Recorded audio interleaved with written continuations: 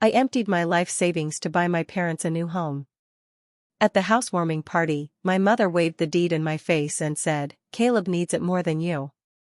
That was the moment I realized I wasn't family, I was a wallet.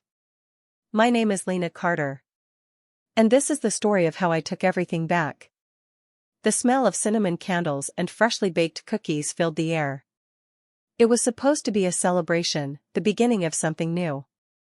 But as I stood in the middle of the kitchen, the deed to the house clenched in my mother's hand, I realized I wasn't the guest of honor. I was the fool. "You're being ridiculous, Lena.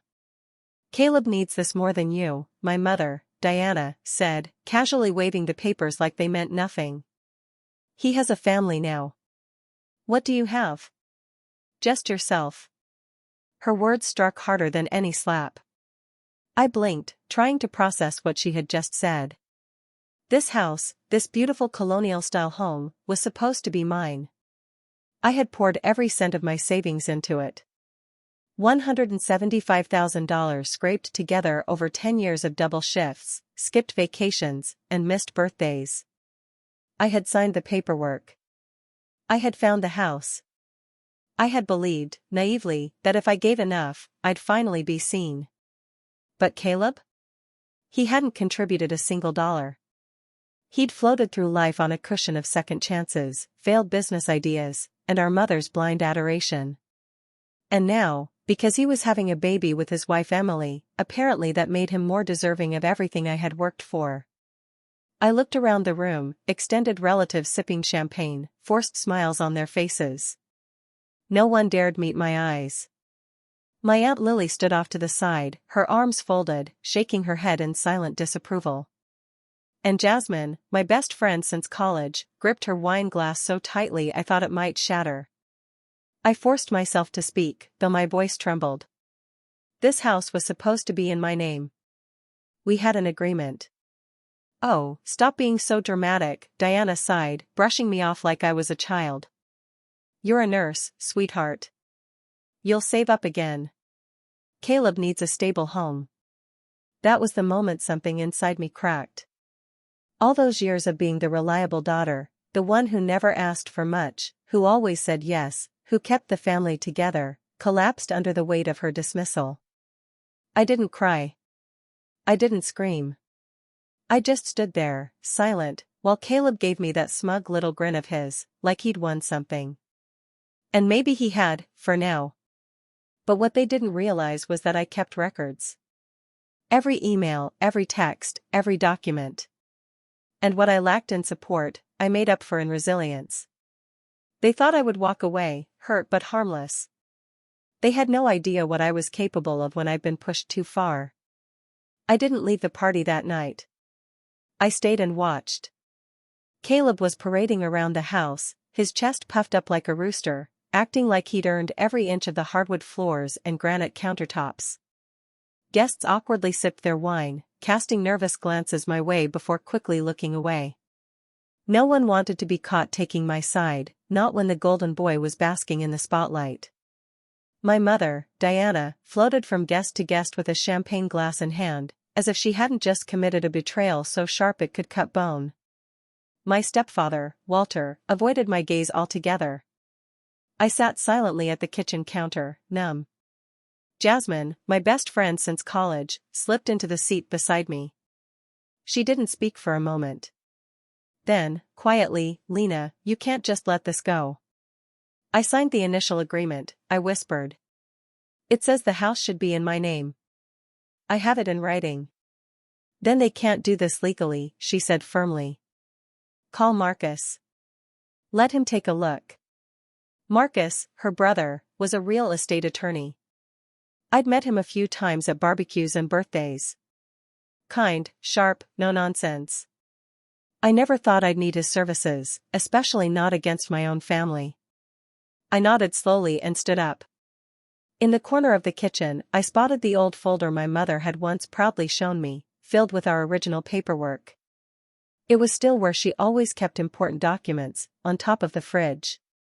Everyone was too busy listening to Caleb describe his renovation plans to notice me quietly slipping the folder into my tote bag. I need some air, I told Jasmine and stepped outside to the back porch.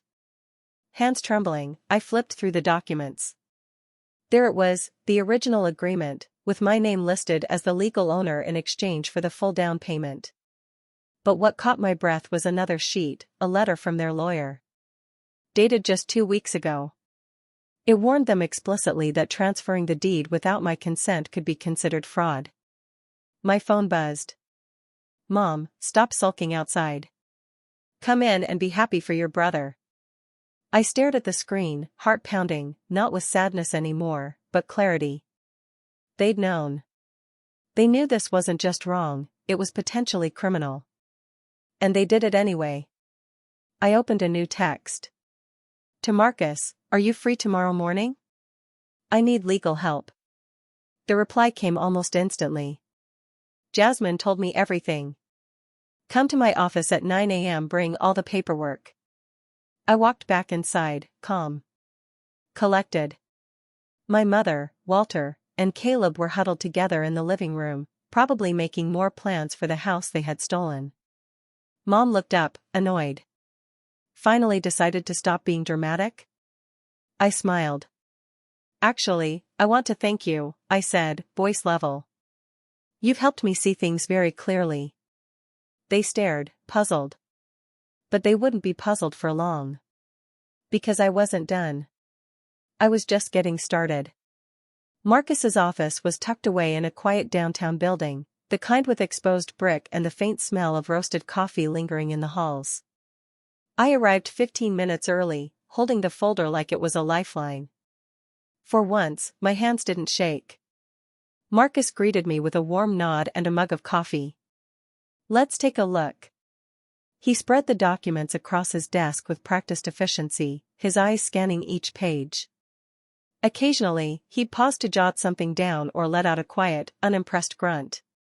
When he finally looked up, his face was unreadable. Then he held up the letter from their lawyer, the one warning them about the legality of the transfer, and gave a small, incredulous smile. Lena, he said, they really messed up here. This isn't just morally wrong. It's fraud. My stomach tightened. But the deed's already in Caleb's name. Which we can challenge, Marcus said firmly. You provided the down payment.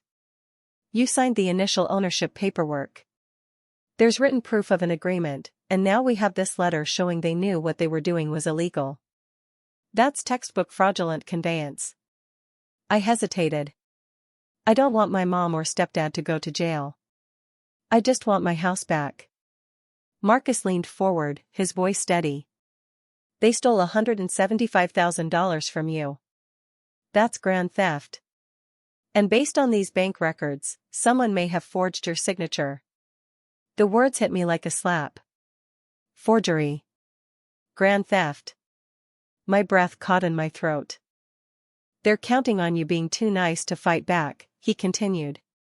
They always have, haven't they? I nodded slowly. It was true. My whole life, I'd been the dependable one. The one who gave without question. The one who cleaned up the messes and never made any of her own. Not anymore. My phone buzzed again, another text from my mother. The tone shifted between guilt and gaslighting. You're tearing the family apart. This isn't what your father would have wanted. You're embarrassing yourself. Marcus watched me scroll and said, What do you want to do? I looked down at the deed, the signatures, the lawyer's letter, all the proof that my trust had been broken. I want my house back, I said clearly. And I want them to understand that they can't treat me like this anymore. He nodded. I'll file an emergency injunction today. That'll freeze any actions on the property. Then we'll begin the process to reverse the transfer. Will they be served? I asked, quietly. He glanced up from his laptop. By tomorrow morning. I left his office lighter than I'd felt in weeks. The ache in my chest wasn't gone, but it had been replaced by something sturdier. Resolve. That night, during my shift at the ICU, my phone nearly exploded. Eric called 7 times. My mother called 12. Dozens of texts flowed in, some furious, some pleading. The last one, from Caleb, made me smirk. What the hell did you do? I silenced the phone, tucked it in my locker, and turned my focus to my patients. Let them panic. Let them feel a fraction of the anxiety they've caused me. Because tomorrow, they'll learn what happens when the nice daughter stops playing nice. The next morning, I was brushing my hair, still in scrubs, when Rachel called. You need to look outside, she said, her voice sharp. I stepped to my apartment window and froze. There they were, my mother and Caleb, arguing on the sidewalk. My mother was banging on the building's front door, while Caleb paced like a caged animal. So, they'd been served. I threw on a sweater and walked downstairs. You have to stop this, Lena. Diana shouted the second she saw me. Her mascara was already smudged. This will tear our family apart. I stared at her, cool and composed. That's funny, I said. You didn't seem too worried about tearing the family apart when you handed my savings over to Caleb. He stepped forward, face red. You're being ridiculous. I have a baby on the way. What were you even going to do with that house, live there alone with your cats? I pulled out my phone slowly.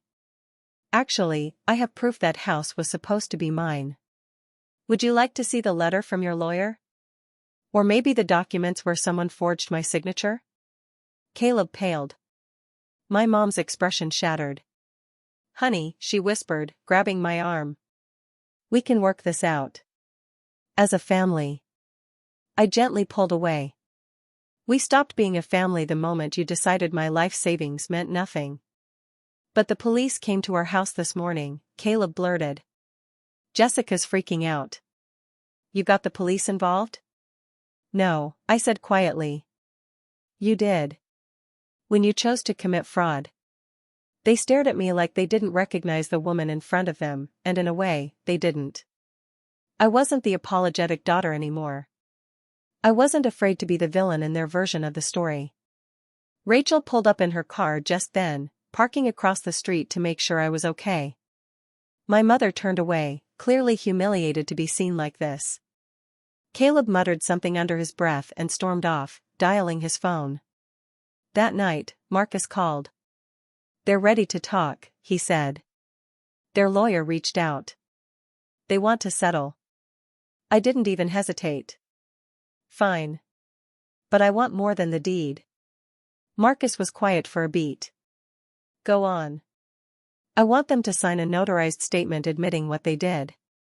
No pretending it was a misunderstanding. No spinning the story. I want the truth in writing. You got it. 2 weeks later, I sat in Marcus's office, watching Diana, Walter, and Caleb sign a stack of documents. Their lawyer sat silently, grim-faced.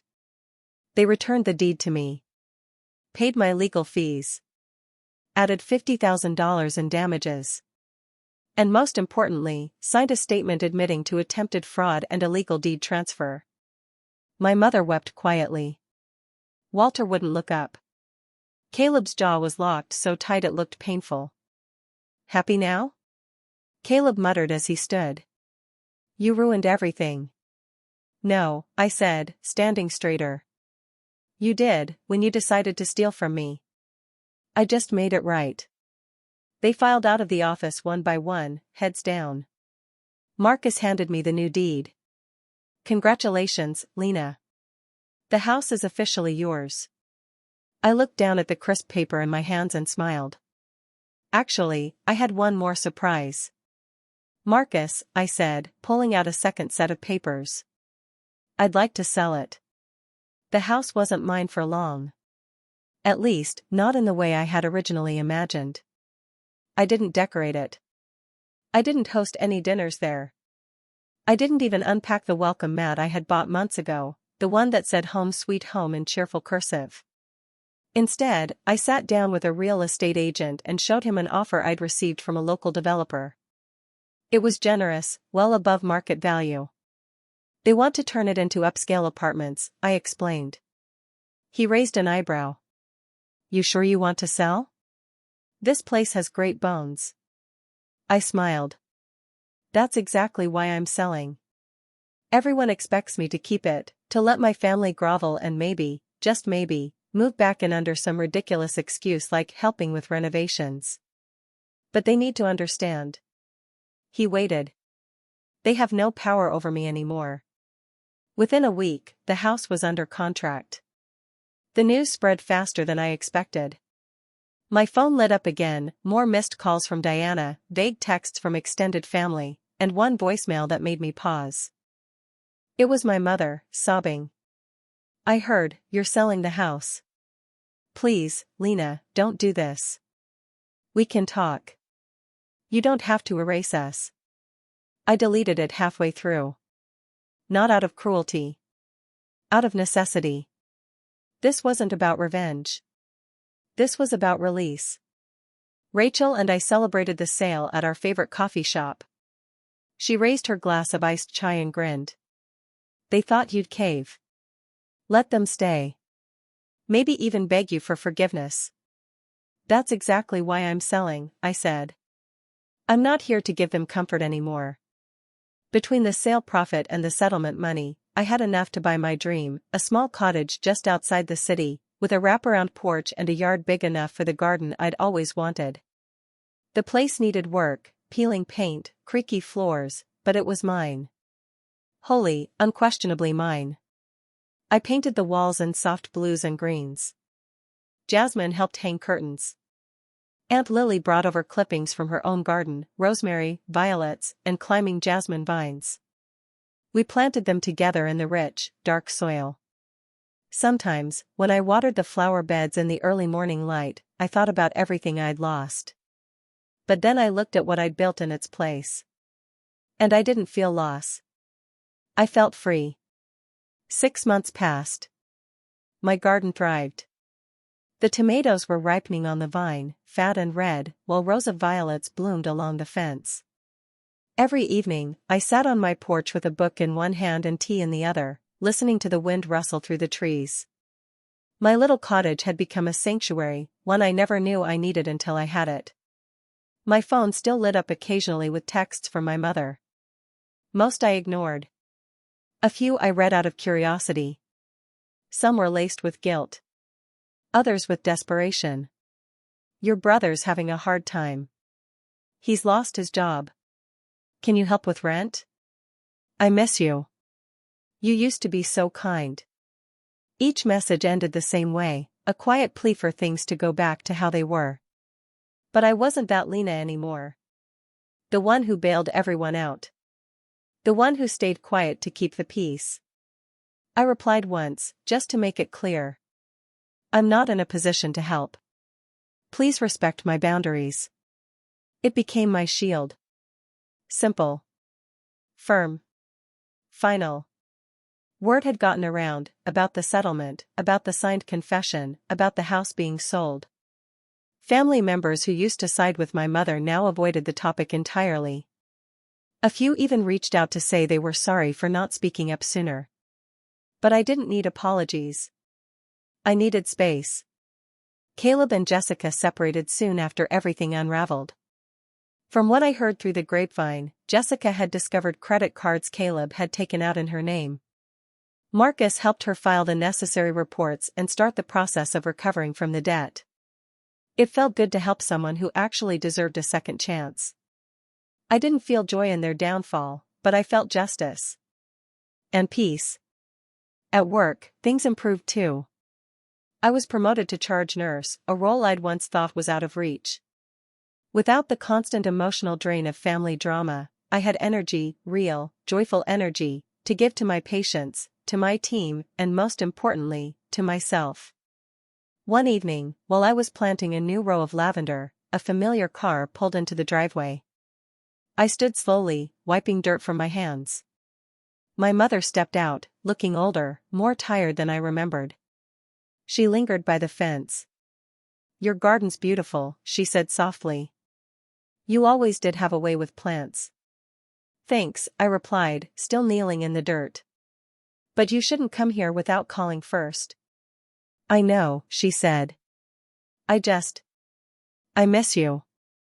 And I wanted to tell you, we're selling the house. We can't afford it anymore. Caleb's expenses. I stood up and met her gaze, steady and unshaken. I'm not giving you money, Mom. She blinked.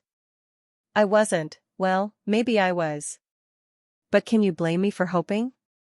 I didn't answer her question. Instead, I said, family doesn't steal. Family doesn't forge signatures and hand away someone's life savings. You made your choice. Now you're living with it. She left in tears. I went back to my garden. That night, I hosted a small dinner on the porch. Rachel brought wine. Aunt Lily brought her famous lemon tarts. Jasmine arrived with a bundle of fresh herbs wrapped in brown paper. The evening air was soft, filled with the scent of lavender and grilled vegetables. Fireflies danced across the garden, and for the first time in years, I felt surrounded by something that resembled family. Not family by blood. Family by choice. As we clinked glasses and shared stories, I realized something profound. This was what family should have felt like all along. No guilt. No obligations.